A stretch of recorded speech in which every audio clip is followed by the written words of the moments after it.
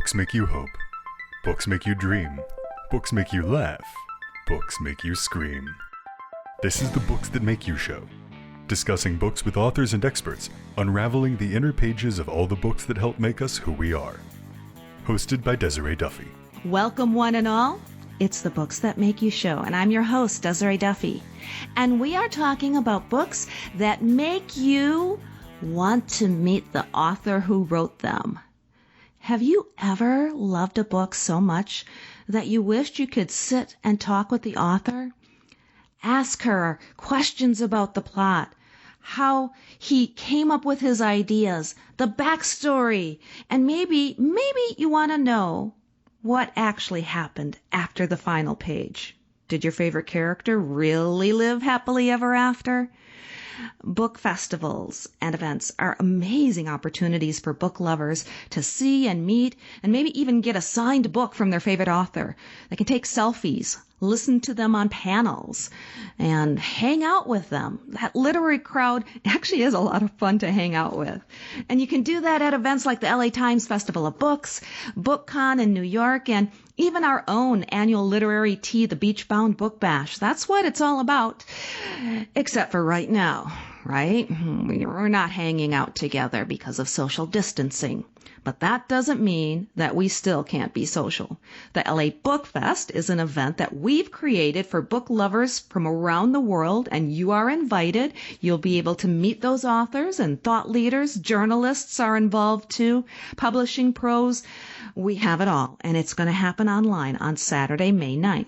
And my guest today is one of the people who you will meet at LA Book Fest. Gerald Everett Jones. He's no stranger to this show. He's been on before, and he's an amazing author. He also has his own podcast. He's an editor, and he's a businessman. He's just got so many creative things going on. He's also a member of the Writers Guild of America, the Dramatists Guild, Women's National Book Association. I'm in there too. Film Independent, as well as the director of the a director, I should say, on the Independent Writers of Southern California, IWASC. And he is the host of Get Published radio show. And his book reviews are published on the web by Splash Magazine worldwide. Gerald, wow, that's a mouthful. You have so much going on. Welcome to the show. Well, thanks, Desiree. I'm an old guy, so I've got a long resume. Well, no, I don't know about that. I don't think you're that old. I look a whole lot younger than I am. It's a whole Dorian Gray thing. Oh, okay. I did not know this. Well, good for you. Well, the truth can now be told. See, because we're just out here, audio only, cyberspace. Yeah. And somewhere out there in the world, you're saying there's a painting of you that is growing older while you're growing younger. Well, yeah. Well, then there's that whole book I wrote, Bonfire of the Vanderbilts, which is about that painting that hangs at the huge 10 by 8 painting that hangs at LACMA. So that's a story too. That is a story. Well, I definitely want to talk about your writing as well as your latest book, Preacher Finds a Corpse. But first, let's dig into a couple of the panels that you're on. You're on two panels, actually, at LA Book Fest. Yeah, you're on one about memoirs. Yeah. Memoirs, as well as how to really get your book pitch across. So why don't we start with the memoirs? Tell us a little bit about that. What is the thing that you think is really special or makes a memoir really stand out? Well, you could begin with, the whole writing 101 thing of what's the difference between autobiography and memoir. And memoir is a slice of that life story that has some lesson learned, theme, inspiration, insight.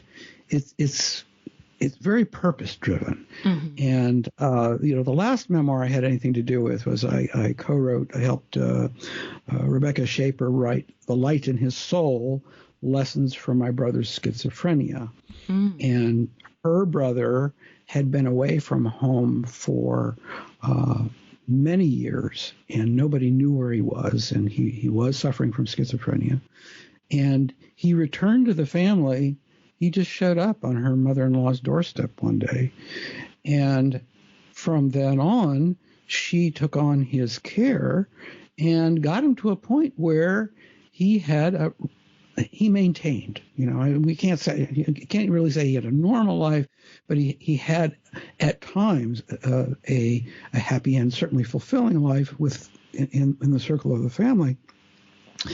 And Rebecca felt, and this is her core belief, she felt that he had spiritual gifts, exceptional spiritual gifts, and she felt that it had something to do with the altered states of his mind. Mm. And she has that belief about, it's the Rain Man thing. Okay, it's like, okay, here's somebody whose brain is wired differently, or there's other processes going on that don't happen, in the normal states of consciousness. And as a society, we tend to, we have the term mental illness. I mean, we feel as though this is a dysfunctional state. Mm-hmm. And indeed, at points it is, of course. But we completely ignore, for the most part, the contributions that these people could make. And now, if we look at, for example, the Holy Bible, okay, well, Moses thought the burning bush spoke to him.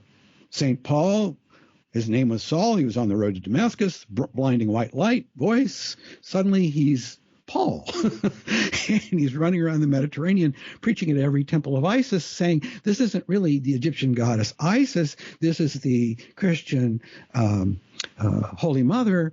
And she's not holding Horus in her hands. She's holding the baby Jesus. Yeah. Okay. Now, so here is this long legacy of things that we have dismissed as, okay, well, that was for another time.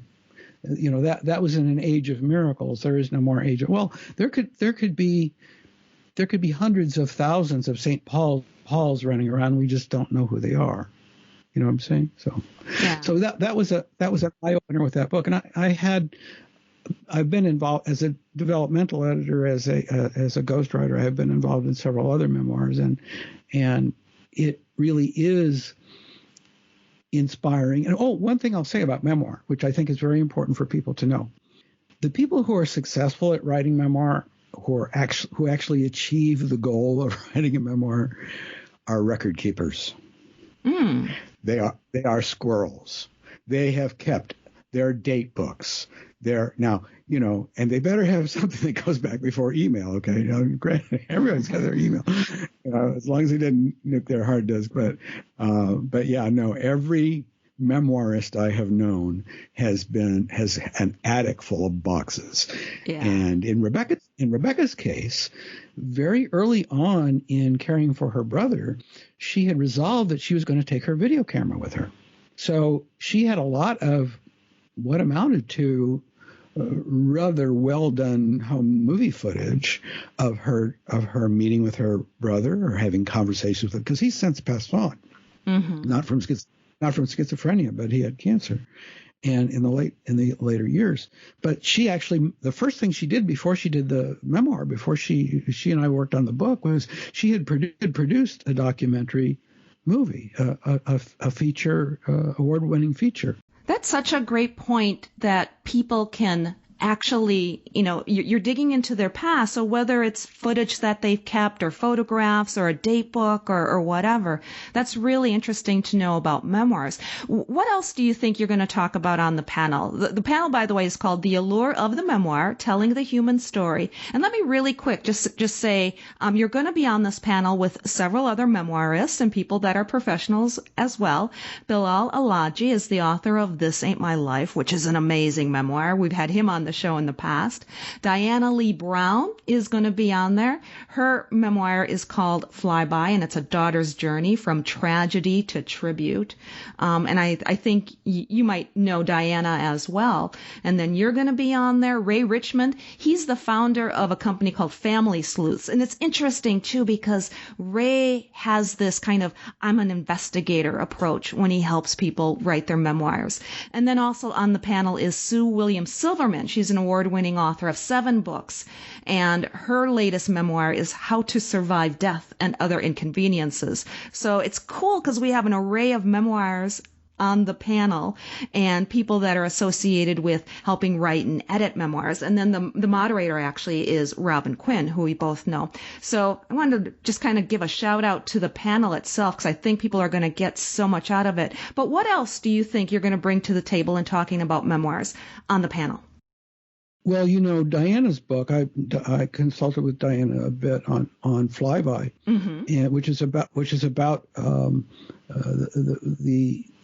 event that happened very early in her life. She was just a young girl when her father went missing in action in Korea. He was an aviator in the Korean War, and so she spent decades trying to somehow reconnect with whatever memory of him. I mean, she was trying to reconstruct not only family life, and her mother wouldn't talk to her about it, really. Her mother was very much in denial and then got remarried, and there were issues there. But Diana's a very Diana became a pilot. She felt that experience reconnected her with how her father must have felt. She even flew what is the P-39? Wow. She actually had one opportunity to this deafening roar World War II plane that not even earplugs would make the experience any milder. But the thing I'll say about Diana is, yes, she has a very disciplined mind, and I think she was probably a faithful record keeper, but she did what people who might not have as many records, she interviewed relatives, she tracked people down, she reconnected with or connected with veterans who had served with her father, people that she didn't know, her family didn't even know. So she really did a lot of the legwork. I mean, she really got out there and made it happen. And she recorded those conversations, and she's got some of that stuff in the book. And she talks about how, it brought tears to her eyes when, this person would relate some anecdote. And I don't want to give them away, but there are some, her father was at times something of a joker. And so, here are Air Force guys, relating, the kinds of stories that happened during their hangouts, in the war zone. And, this introduced her to a side of her father that she would never have found. I mean, certainly wouldn't be anything that her mother would have known anything about. And that's the thing, too, about memoirs is they can expose things from our past, from family histories that many might consider, that should stay under the carpet. But a lot of times it seems like memoir writers, they're putting themselves out there as well as their families, too. Well, it's a huge motivation. I mean, boomers especially, they want to get it off their chest while they can, while they're still lucid. And then also even younger writers who feel as though, Grandma's not going to be with us very much longer. And she's always told me such exceptional stories. I want to get those down. And that is not an uncommon motivation. And of course, Steven Spielberg with his, oral history of the Holocaust, he went around and tried to interview he did interview all these camp survivors before they expired, and that was part of an oral history that he felt he owed his generation. And and a lot of his movies, if you notice, have been set in wartime, and I think he really wants today's generation and future generations to realize not only what happened but the costs of war. It doesn't really get taught in school in the visceral way that a movie like Saving Private Ryan shows us how people put their lives on the line. Exactly. and didn't really know whether they were going to wake up the next morning. And right now that's going on too so much, and it's interesting that you bring that up because a conversation with Mitch Albom is happening as well. So that's one of the really cool things that we're doing. And he is the author of, if people don't remember, it's been 23 years, Tuesdays with Maury, which were his conversations. He recorded his conversations with a former professor of his as Maury was dying. And the interesting thing Exactly. The interesting thing that Mitch is doing right here and right now is a project called Human Touch. And it's a serialized story of hope that's happening during our coronavirus pandemic. And it's set here in the moment that we're all living through. So in a way, he's writing for us today. It's being written in the present, 1 week at a time. It's offered free. And what he's doing, he's raising funds for COVID-19 in Detroit, which is his home city. So it's really interesting, too, when you look at how memoirists can respond to different themes and different aspects in the world. You know, you talk about Spielberg and, you know, talking about Mitch and what he's doing. It's really amazing, isn't it?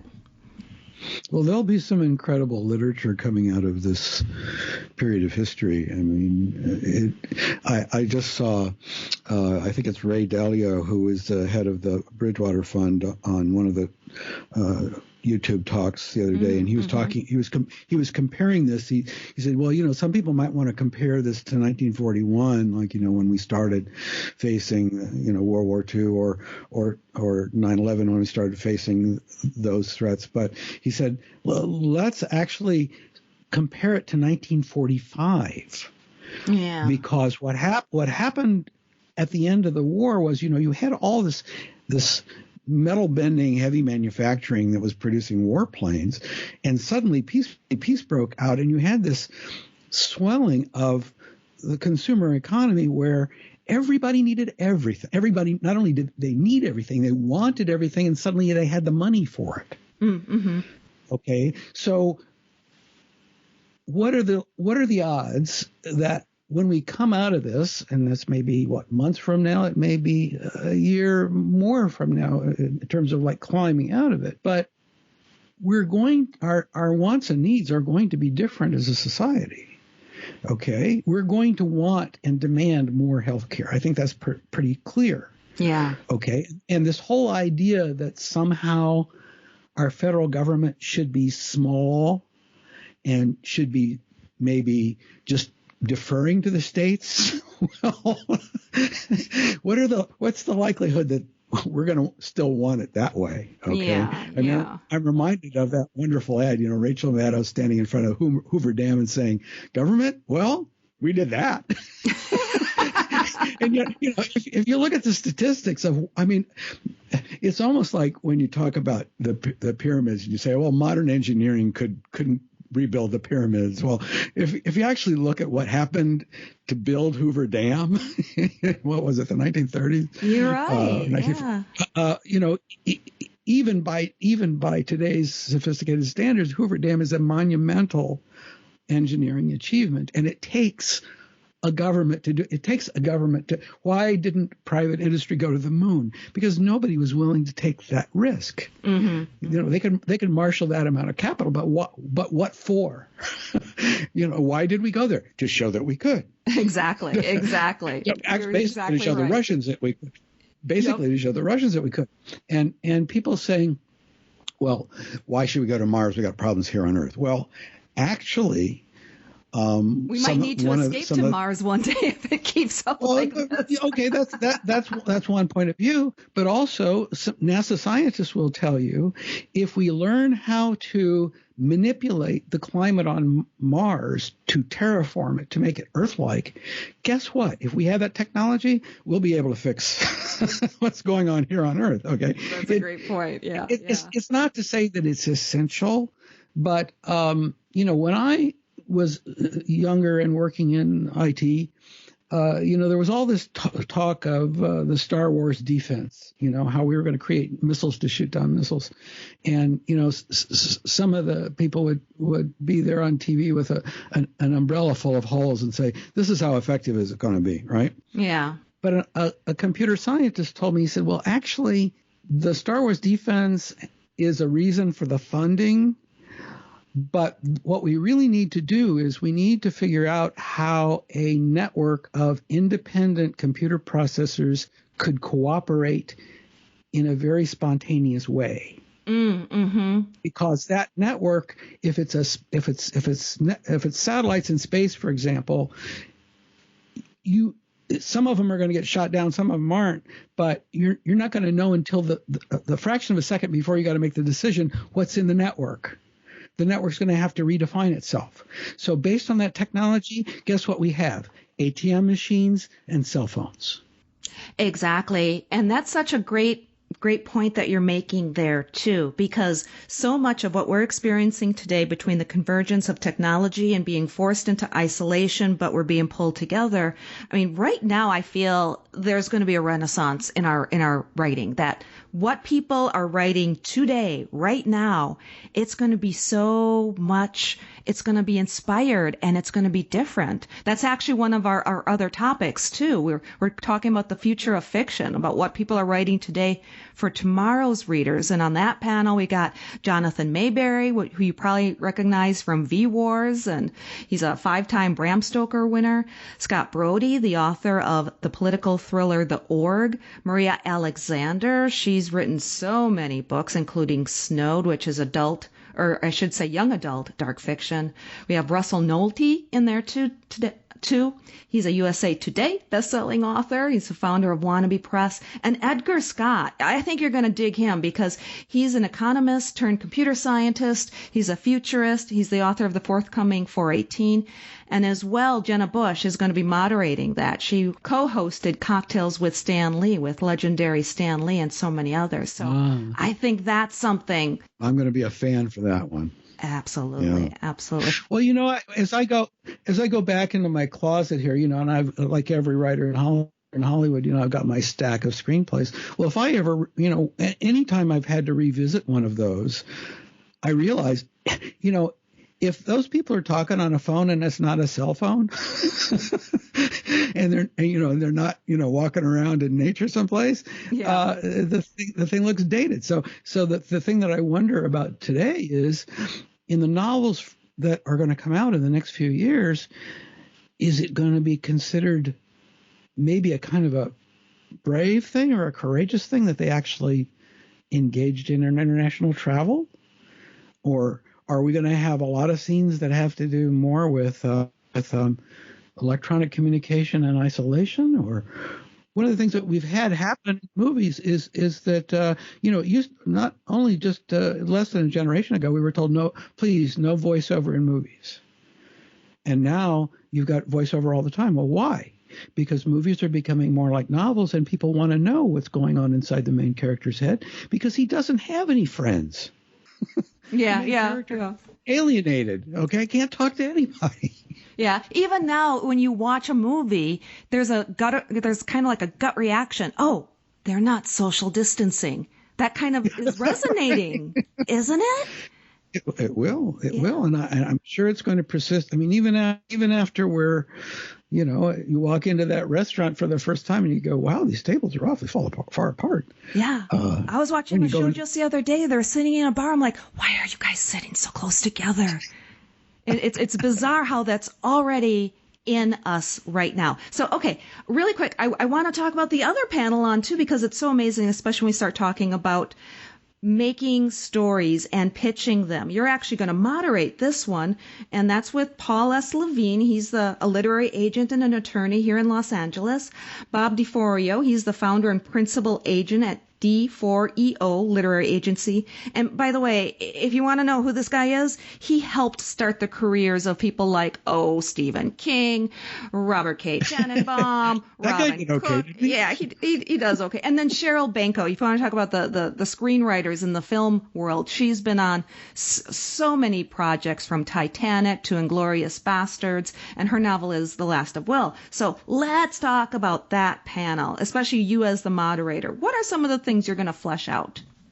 Well, I think first off, we're probably going to draw a distinction between a query and a pitch, because see, we've got an audience that is bookish, as you say, and if we use the word pitch, that's really kind of a Hollywood term for either an agent talking to a producer or editor, or a would-be filmmaker talking to a producer or a studio. So pitching typically is in the area of movies. Okay, I've got a book. I want to sell the movie rights. I've got a spec script. I want to make the movie. I want to get it made. I want to sell the script. But a query is more like, and it used to be a letter, but stamped self-addressed envelope. That's before anybody's time. But now it's an email to an agent. Or to a publishing house that will accept queries without an agent. But I have this manuscript. Or if it's a nonfiction book, it's not a manuscript. It's an outline, 2 sample chapters. Okay, because the publisher wants to supervise the writing of a nonfiction book typically. So I think we'll make that distinction. But also, I'm interested in the answer, and I really don't know the answer. It has been said to me that in today's Hollywood, it's actually more straightforward and more likely that an agent would sell the movie rights to a book than a writer would sell a spec screenplay. Oh, yes. I've heard that before, definitely. Now, that was not true before the last Writers Guild strike, which was some years ago. Okay. And at that time, guild members were actually prohibited from writing, quote unquote, on spec. Well, on spec at that time meant a producer couldn't say, here's the story. If you write it, I'll buy it, or I'll write it, or I'll option it. That's still not kosher. Okay. But what happened was during the strike, you had a very lengthy strike, and you had a lot of writers who were home doing what they do. They were writing scripts, only they didn't have assignments for them. So there was a huge flood of spec scripts that came out of the last Writers Guild strike. And those scripts actually changed the nature of movies because the writers were writing more from the heart. They weren't necessarily, because they weren't tasked with an assignment, they weren't necessarily writing to genre. And that ended up being kind of a milestone for movie history, not just for writing. So I think we're going through another, you've got genre fiction in the self-publishing, or you call it indie publishing world. And then you've also got, we have a turning toward, it's interesting to me, just in the context that I've had with agents over the last few years, there's much more interest in what I would call literary fiction, than there used to be. Oh, that's fascinating.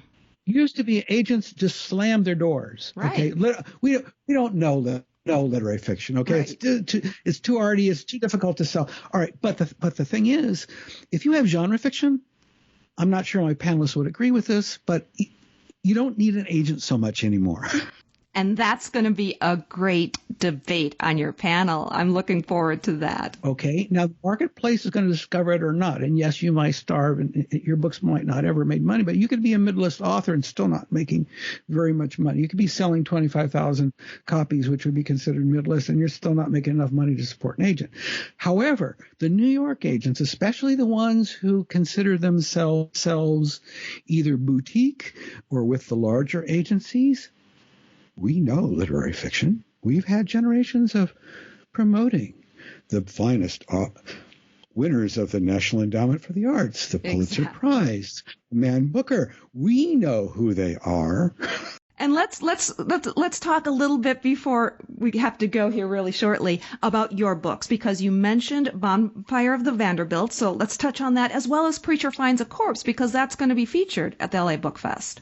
Yeah, okay. Well, Bonfire of the Vanderbilts, it's interesting because we did a podcast on Bonfire of the Vanderbilts because I had given a lecture to the docents at LA County Museum of Art.